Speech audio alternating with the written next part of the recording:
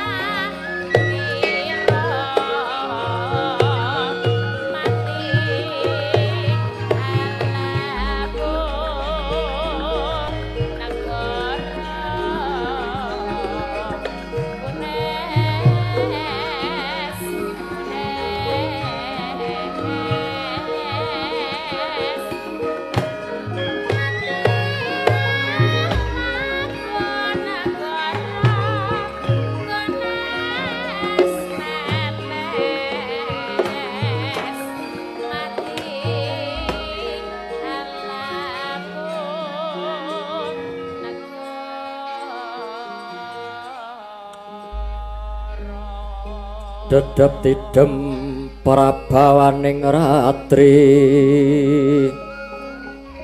Sasa Tara wis manjer kawuryan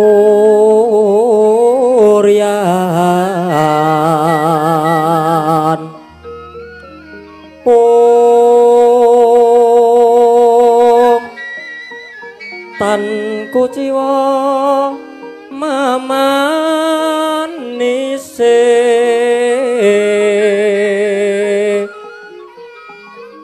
Om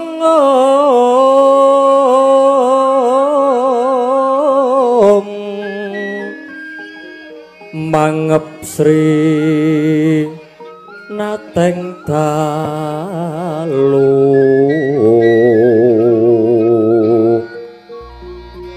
Siniwaka Sangya Pradase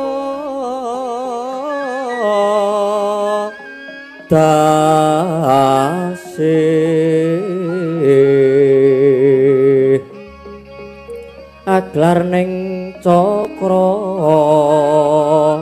wala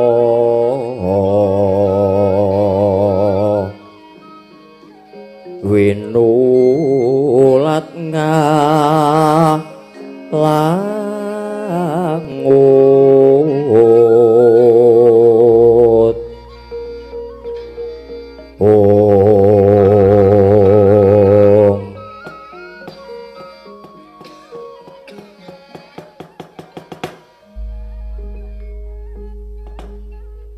Bung Mas mangastu nama Sidam sekaring bawana langgeng Kakang Narada Kakang Resi Kaneka Putra.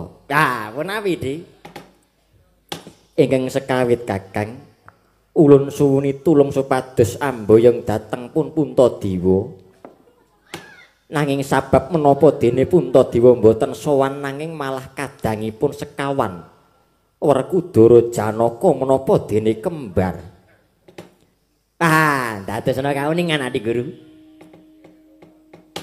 Inggih awit saking Werkudara anggenipun nalika semanten ngaturaken pitakonan ingkang mawarni-warni dhateng ingkang Raka ing Sidik Pangudal-udal.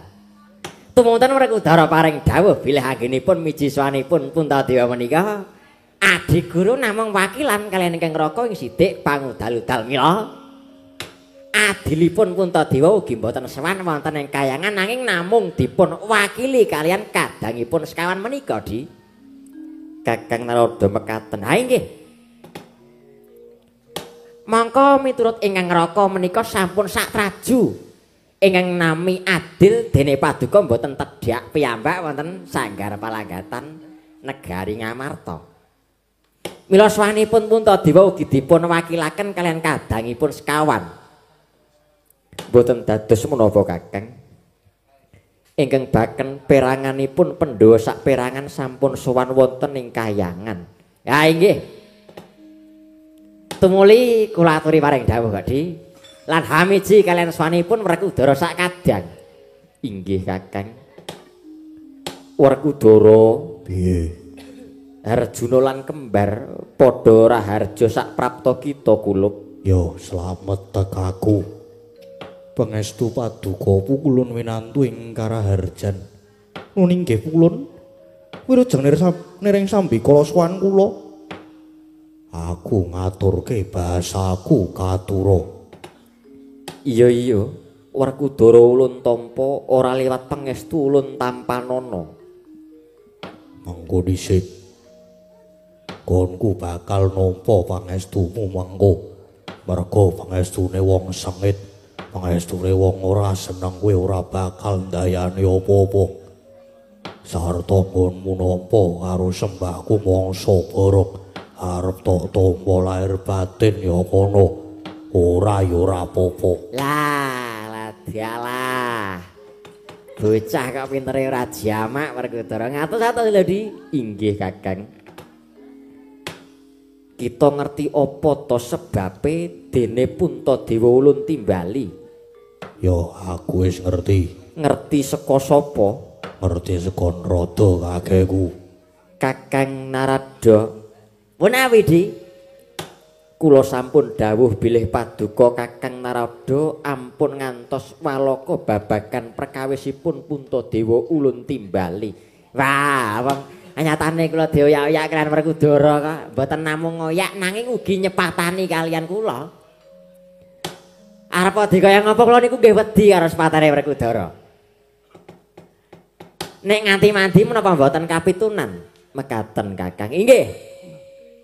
Werkudara yen pancen kita mangerteni apa sebabe Puntadewa ulun timbali Werdarna apa wae. Siji nganggo jeneng Puntadewa loro barep kakangku ngagem gelung-geling bab perkara loro mau nggonmu dakwa marang kaluputane barep kakangku mangsa borong jer kowe dewa sing kedunungan panguwasa mula yen tong luputake kelawan titahmu manut karo petunganmu mula perkara iki ora tak gawe sebab neng sing tak gawe perkara teka sampean kuwi dadi dewaning para dewa Bathara Guru kuwi dadi makuthaning para Jawata disembah dening titah sak jagat. Lah kok dadi kelakuanmu kaya ngono.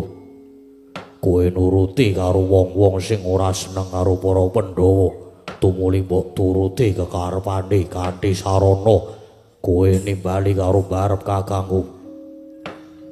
Ing pangajap supaya barep kakangku mbok Patra Pipidana nganggo pawadan kaluputan sing golek-golek.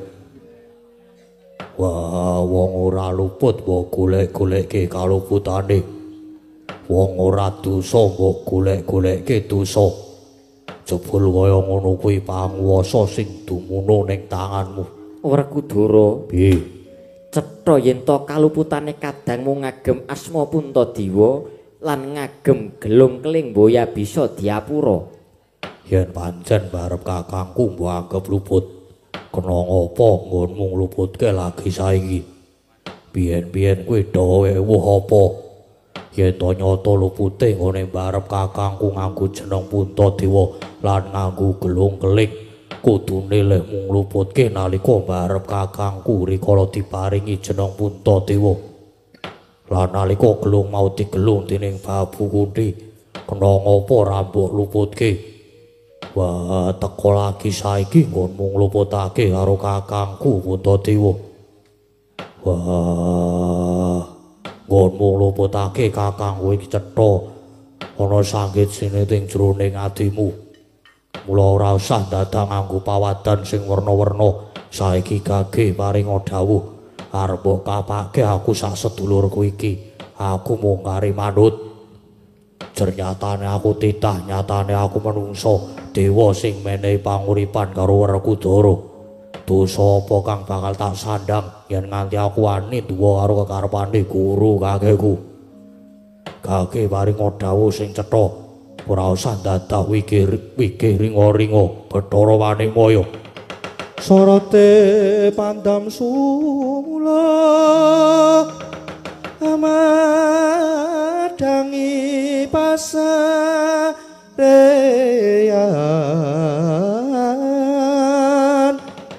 rangi wadana ramu-ramu kalingan hangrangan sang tiah manangkung sumungkem guling sang kakung rarapa baboe maneman peraten tek pranto kula tadah ronte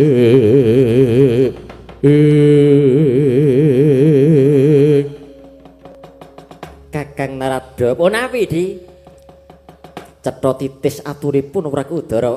Nek ampun ngaten menika paduka Adi Pramesti badhe tos pundi? Mpun kebuka kewiyak wadinipun Adi Guru. Ingkang mekaten ulun badhe walaka kalian Bratasena. Kula semangaken menawi paduka boten lingsem. Werkudara, piye? Pancen dasar kepara nyata kang dadi atur kita. Ana titah ingkang kepengin lan duwe gegayuhan Pandhawa sirna, mula kang saka kuwi tumuli ngudaneni apa kang dadi pamuthaing titah mau. Wah, aku wis ngerti. Ora usah dadak mbok kekalang rembugmu. Lan ora usah mbok kandhake sapa titah sing ora seneng karo Pandhawa. Sartane ora usah mbok kandhake sapa sing matur karo kowe.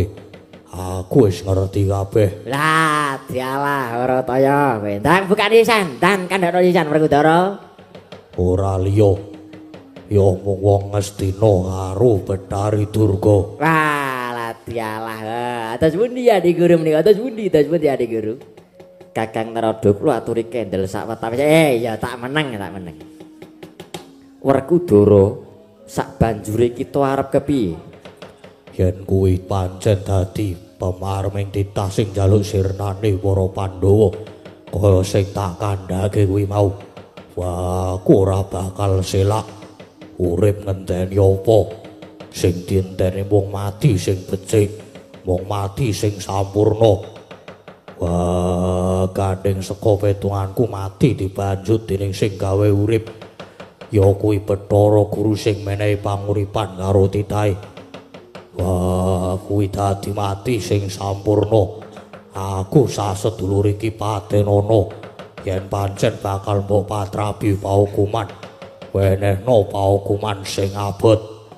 Werkudara. Lah kok malah kaya ngono tembungmu ki piye? Yo ben rasa melu-melu. Yen pancen kita kepengin mati, kita njaluk paukuman apa?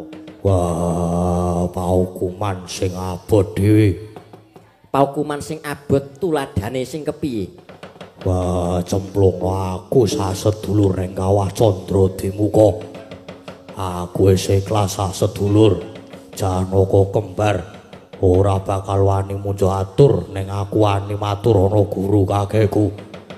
Wah, wis kaki, aja nganggo suwe. Aku njaluk paukuman sing abot. Cemplungno aku lan kadang-kadangku ning kawah Candra Dimuka.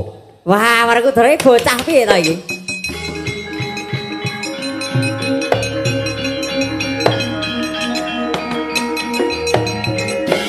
Wah, lah dalah bocah iki piye? Wah, jane piye to, Ger? Kawah Candra Dimuka kuwi panggodhokane Sukma sing nandhang kelewutan. Lah kok malah kita jaluk dicemplunge kawah Candra Dimuka ki nalare piye, Werkudara? Wis ben. Wah, wis tani ati. Kanthi cara manggene cetha bakal katekan sediaku sasedulur. Kita darbe panjangka apa, Werkudara? Kowe dudu perkaramu. Lan kowe dudu urusanmu. Yen to pancen kaya mengkono, ulun bakal dawuh kelawan Sang Hyang Yamadipati kene nyemplungake kita sak sedulur ana ing kawah Candra Dimuka. Ora sah dadak dawuh karo Bathara Yamadipati. Adhiku telu tak gendhonge Candramuka tak cemplungane.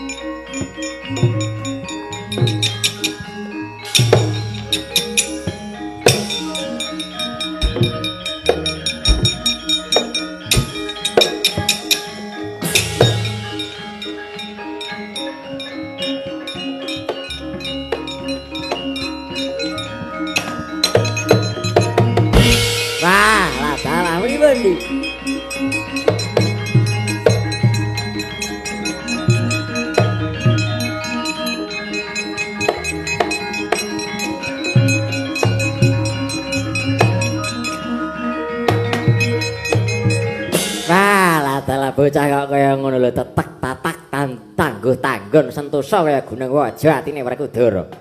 Kakang Narada kok lho Di. Sampun Kakang, perkawis punika sampun paripurna. Tegesipun pendho sampun pejah wonten kawah Candra Dimuka. Wah, panjenengan niku kok ya kebangetan nggone nuruti pamoteng dari Durga. Kamangka gegayane Betari Durga menika ala, gegayan ora becik kok panjenengan kersa ngudaneni.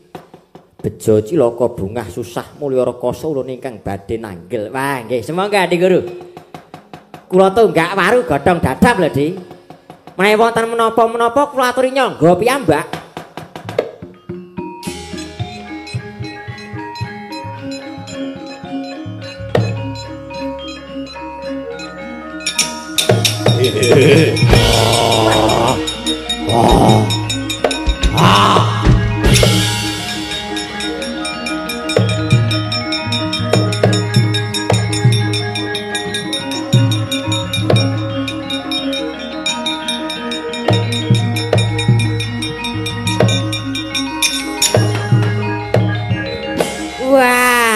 Dialah kok ana buta gedene semono mlebu Balai Martya kuwi mlawane. Wah, nganti ngrontoke usuk. Wah, duh pripun Di?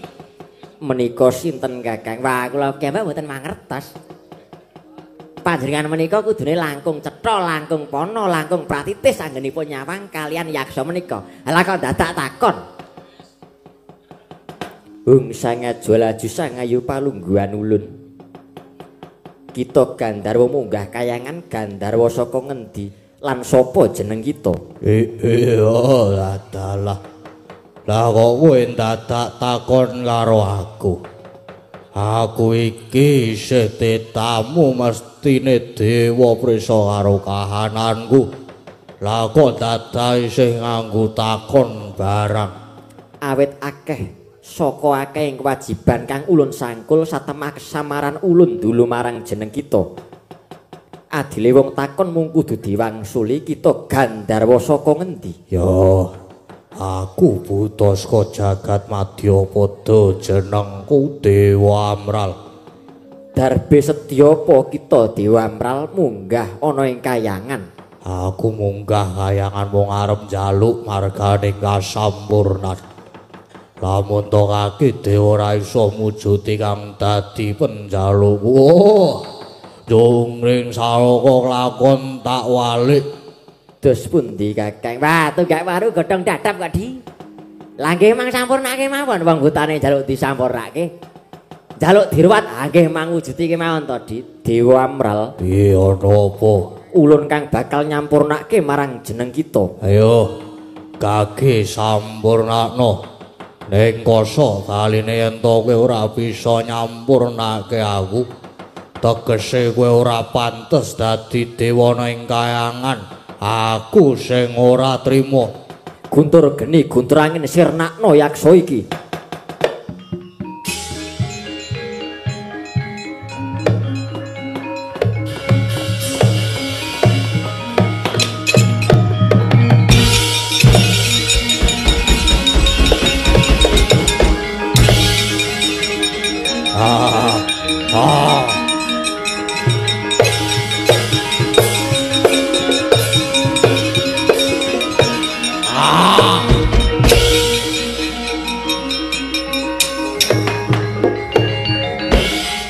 Kowe iki ngopo?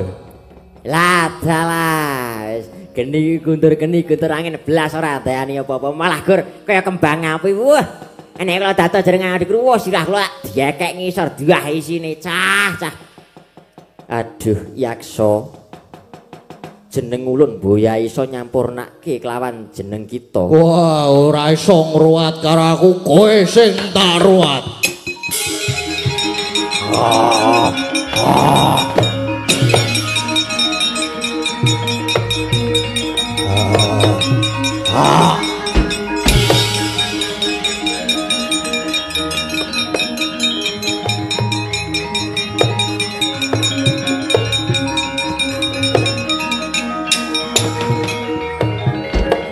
Bathara Narada ora wedi karo aku. Ora wedi. Ora wedi. Ora. Bathara Guru ora weruh karo kowe merga kalepetan tumindak ala. Mula paningale peteng. Ning nek ulun ya mboya. Kok iso dadi gedhe semono ki? Aku mbok jaluk. Jaluk apa? Carane piye supaya iso dadi gedhe iki lho? Wah iki dudu perkaramu. Wis, saiki oyakan Bathara Guru dikapokke. Tumindake pancen nalisir saka kautaman. Ya, Bathara Guru kowe aja mlayu, Bathara Guru.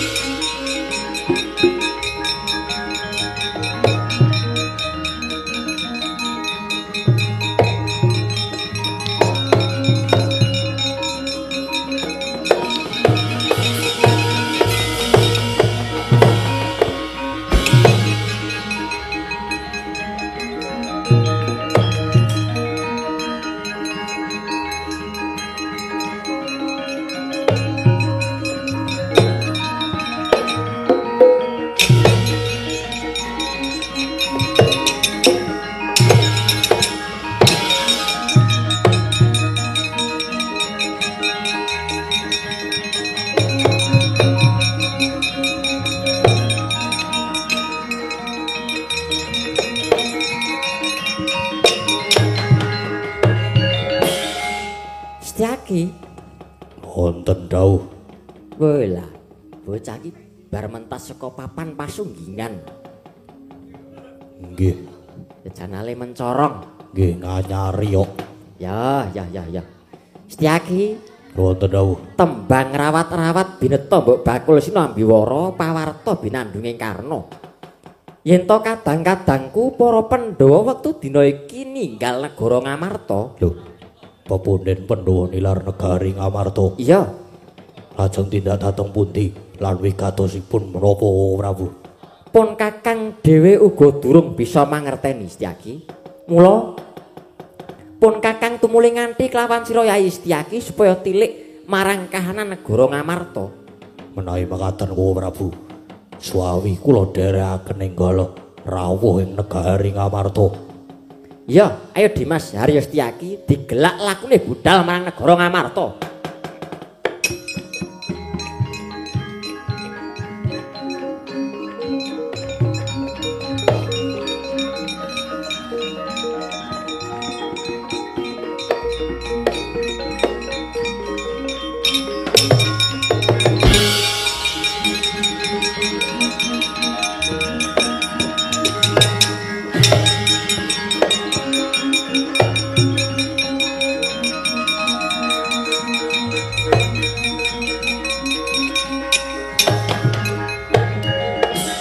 Ngaturaken sembah pangabekti kula kunjuk apa kulun? Ya Kresna ulun tampa. Sembah pangabekti kula mugi kunjuk pukulun. Setyaki ulun tampa. Wonten menapa pukulun teka paduka mlajar-mlajar semu kamigilan ngantos tedhak wonten ing Madyapada keparingipun paduka pukulun kados pundi? Kresna, kula wonten dawuh. ulun nyuwun senjata pitulung. Kayangan geger Kresna. Lho. Geger sebabipun Ana yaksa kang ngrusak kayangan. Yaksa kang gedene kelewat ukur njaluk diruwat nanging ulun mboya bisa ngruwat. Tumule yaksa mau bakal ngruwat marang panjenengan ulun. yaksa menika wantun badhe ngruwat paduka pukulun Sang Hyang Jatimurti. Ya mangkono Kresna. Wih, iya, nggih, kula aturi suminggah pukulun. Kula aturi suminggah. Yaksanipun kados menapa kula ingkang sagan andingi pukulun.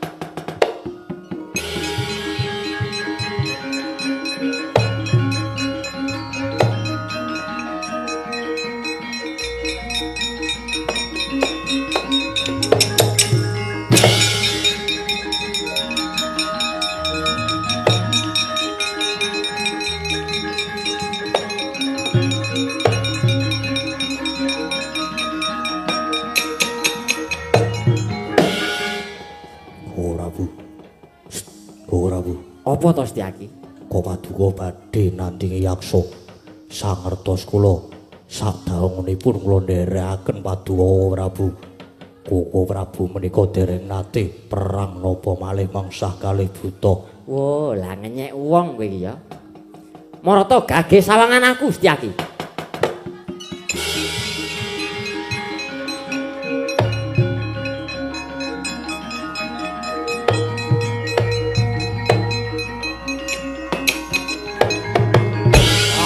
Wah.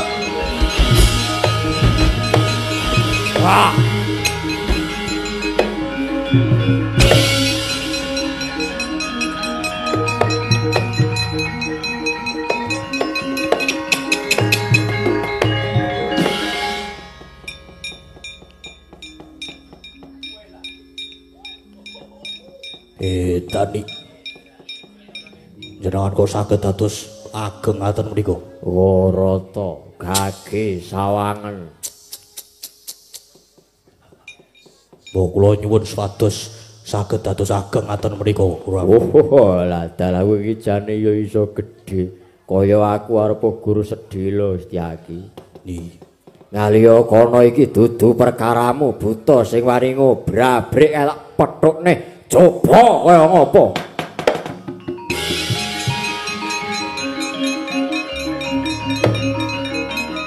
Wah.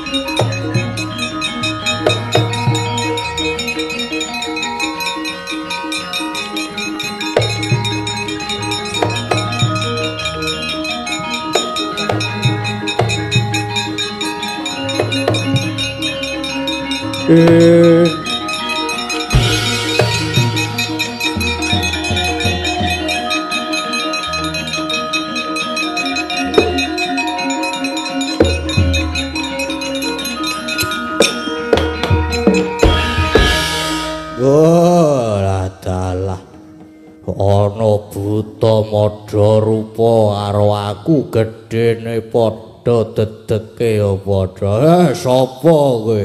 Takon karo aku Bolos Rewu, kowe sapa? Aku Dewa Amral. Oh, kowe sing oyak-oyak Bathara Guru iya. Dasar kewara nyata. Oh, ya aku ingkang diutus supaya ngayomi marang Bathara Guru lan mitulungi kelawan panjenengane. Lho, yen ngono kowe wani karo aku. Sing tak wedeni apamu? Cokot tugel gulumu. Ya kelak limpahmu kowe.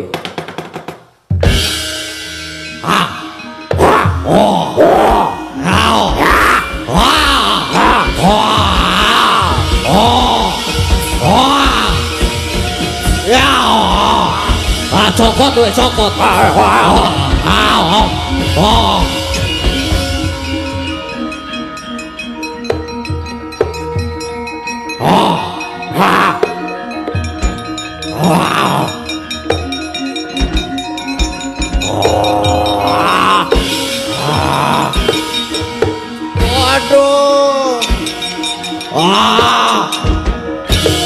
Waduh.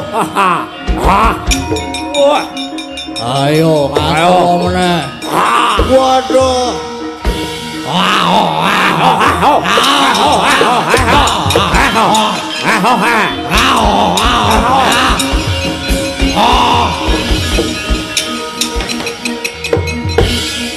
Rame gluting buta kekalih. Rame. Cokot, cinokot, banting, binanting. Banting. Buta sing kiwa salto ping 50. Buta ingkang sisih tengen salto kaping 1946. Silih nggih genti kalindih teka kaya mangono pangudah semaraning yaksa. Yayi Prabu. Lho. Ha menika sinten? Menapa panjenengan supe kalian kula? Oh, iya nggih.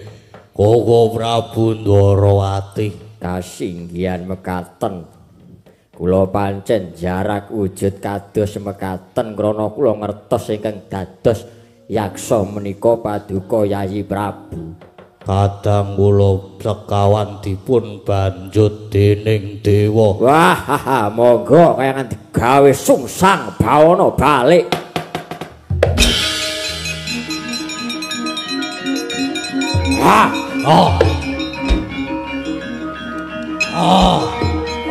Ayo. Joget. Ya.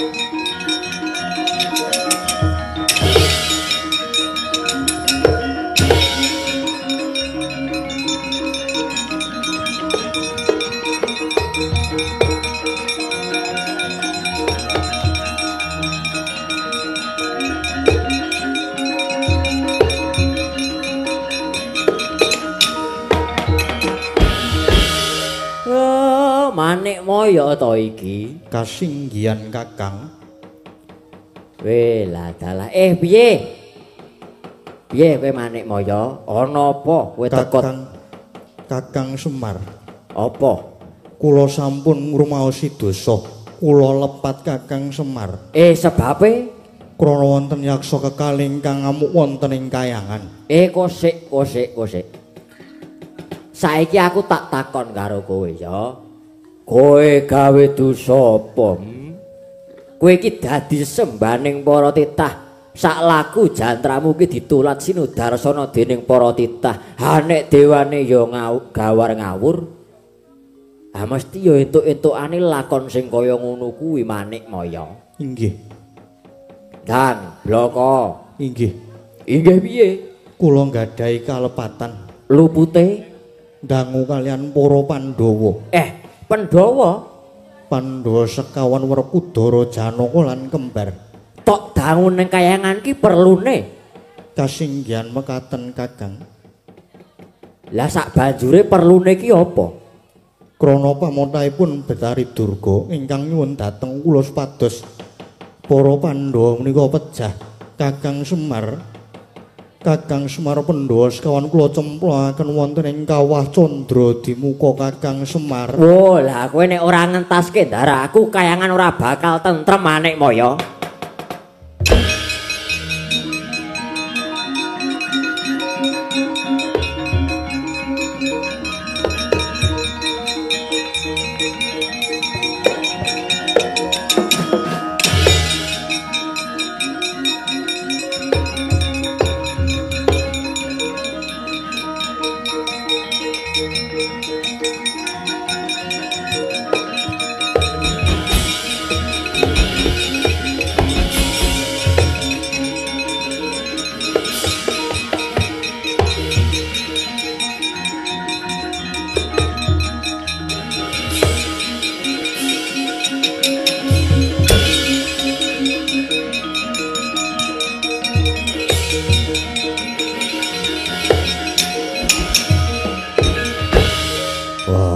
Jlamprong kembar wonten dawuh Kang Mas.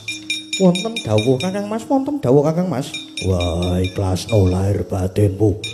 Ujare para sepuh padha ngendikake wong sing ora dosa nyemplung kawah Candra Dimuka geni ora bakal kuat ngobong karo wong sing pakartine becik.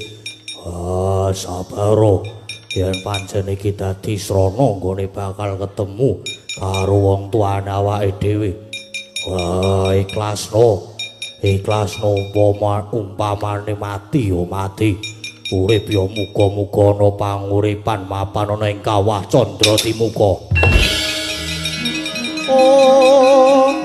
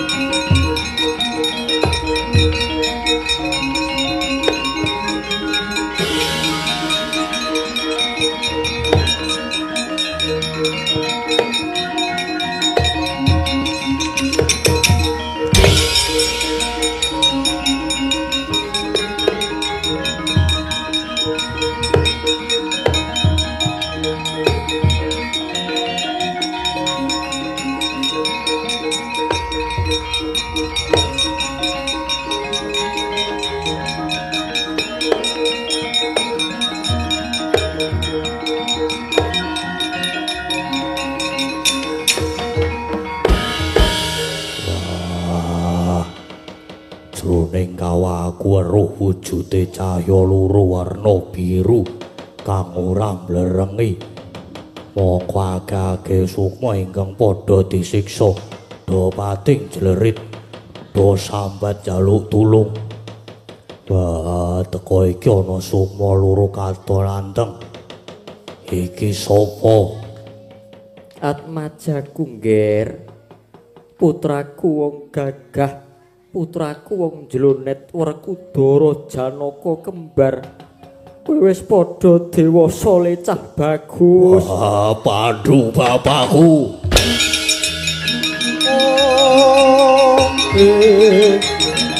Ah.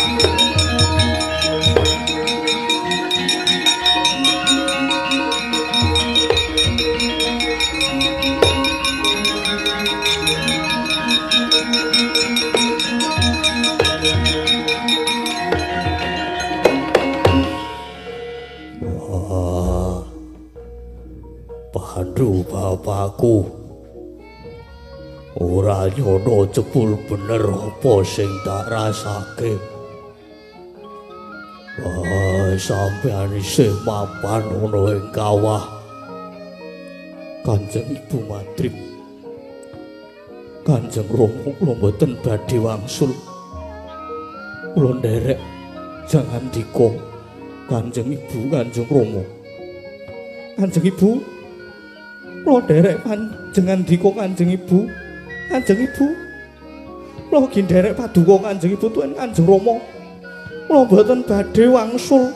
Kula mboten badhe wangsul.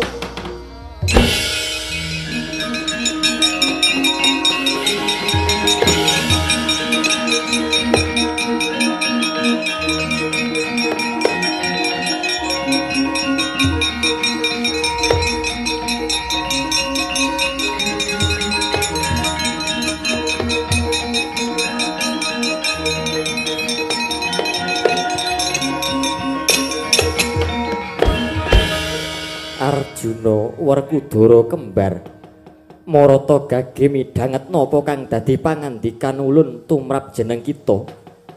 Ulun nyuwun pangapura ya nggir, ulun wis ngrumangsani dosa, ngrumangsani kleru. Wong atuwa kita Pandhulan Madrimus nyaur kelawan piutangi krana srana tapa bratane Atmaja wekasan bisa nyembuh marang kasuwargane wong tuamu kulup para Pandhawa.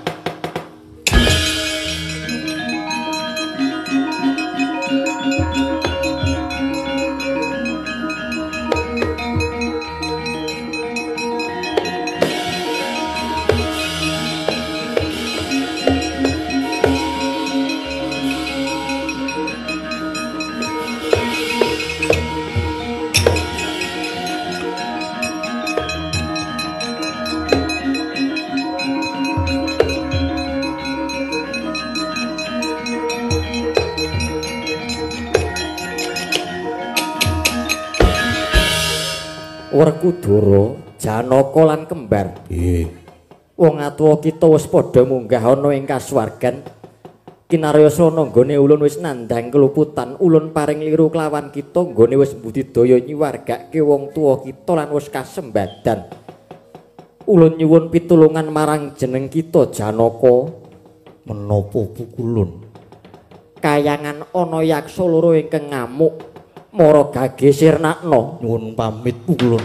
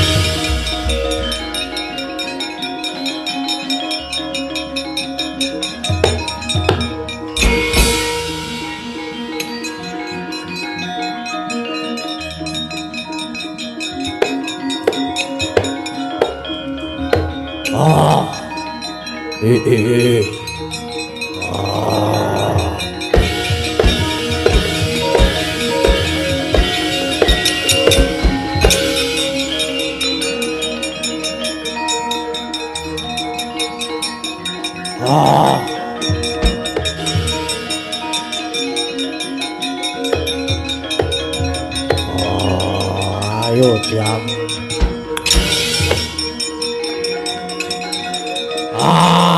Waduh.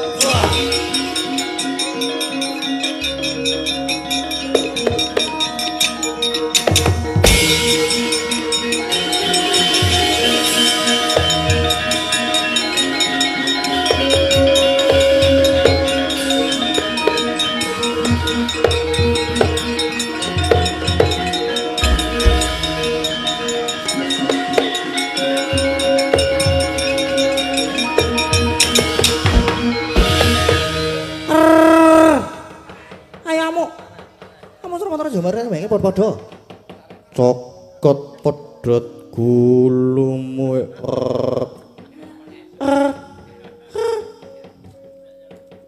mati dening aku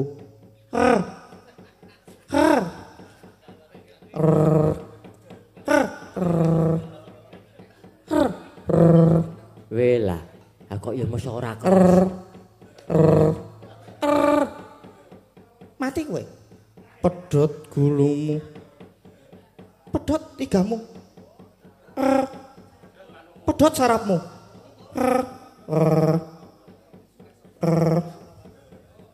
Tugel tanganmu. Pedhot sirahmu.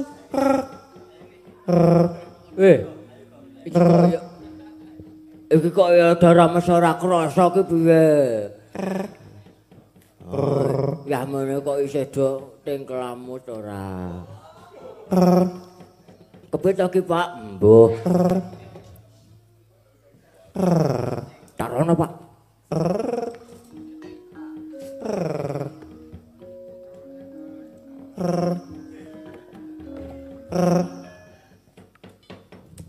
Iki ora sadar apa-apa ya?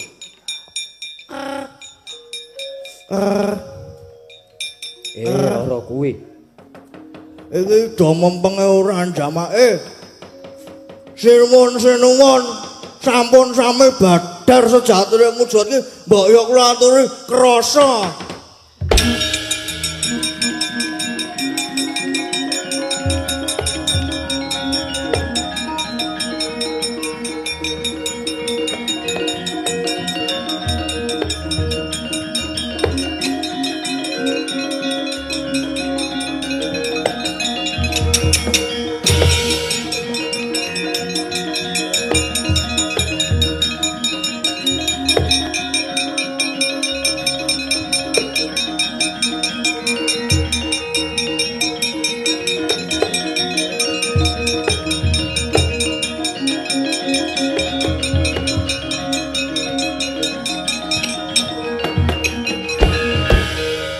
Werkudara, apa criteng kakangku? Yai kadangipun Kakang. Yai kadangipun Kakang. Koemu. Jijike nek ngono kuwi.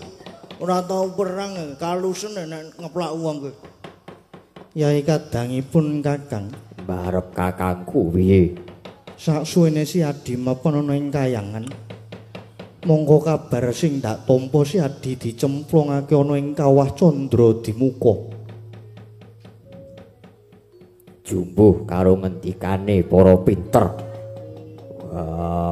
Kawah Candra Dimuka kuwi iso niteni marang kelakuane para titah. Yen Bathara Guru menggunakake rasa sengit kelawan titah itu muli nibake pidana kelawan titah mau mongko tanpa dosa tanpa luput. Genine kawah ora kawasa nglebur marang ragane wong kang tanpa dosa. Mangkono Dimas. Iya. Gandeng aku ora duwe niat wani karo Bathara Guru. Mung duwe niat supaya kelakon panjangkaku nyuwargake kelawan wong tuaku. Mula nalika aku manjing jroning kawah Candra Dimuka ora katon panas malah kosok baline. Kawah dadi rasa adem sing weh prabawa ayem lan aku wis ketemu karo Pandhu bapakku lan Babu Madrim. Bathara Guru wis njaluk pangapura karo para Pandhawa. Saka panguwasaning Bathara Guru, Pandhu bapakku lan Babu Madrim wis munggah ana ing kayangan. Weh lah dalah Adiku Di.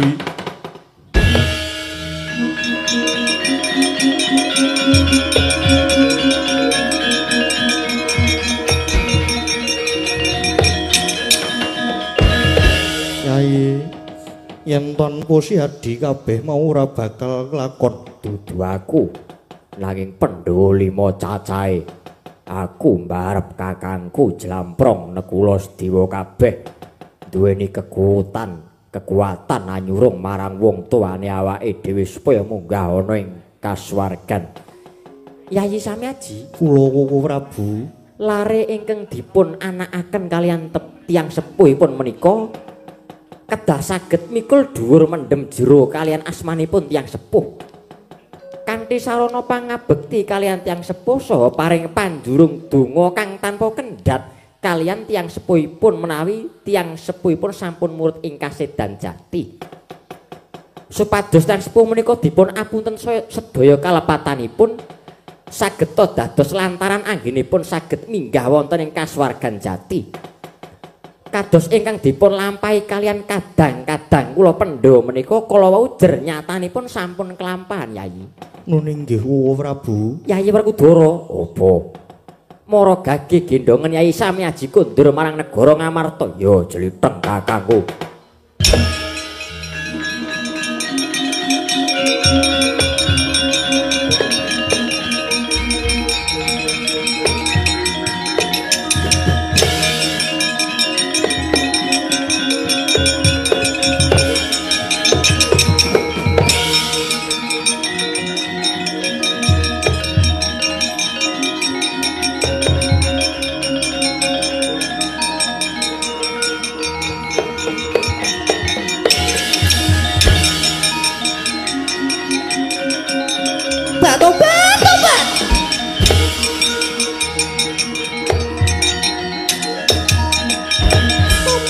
Tobat Kakang Semar. Iya. Durga, Inggih. kowe sing mengaruhi Manikmaya ya. Iya apa ora? Tobat inggih. Inggih Kakang Semar. Aja ganggu gawe ndara-ndaraku para Pandhawa. Boten kula pun kapok. Kula nek sanjengane niku kapok Kakang Semar.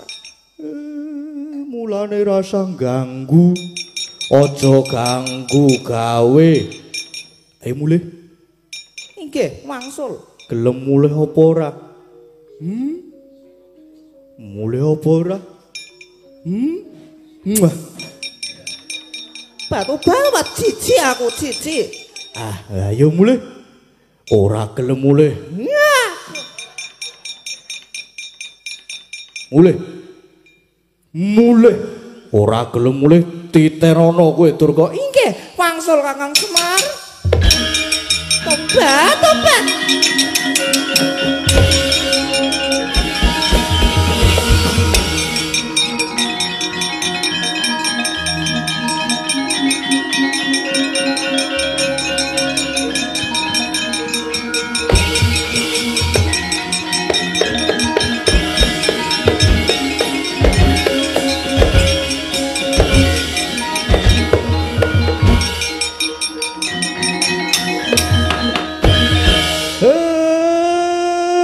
Sampun paripurna Ndara. Iya dipol.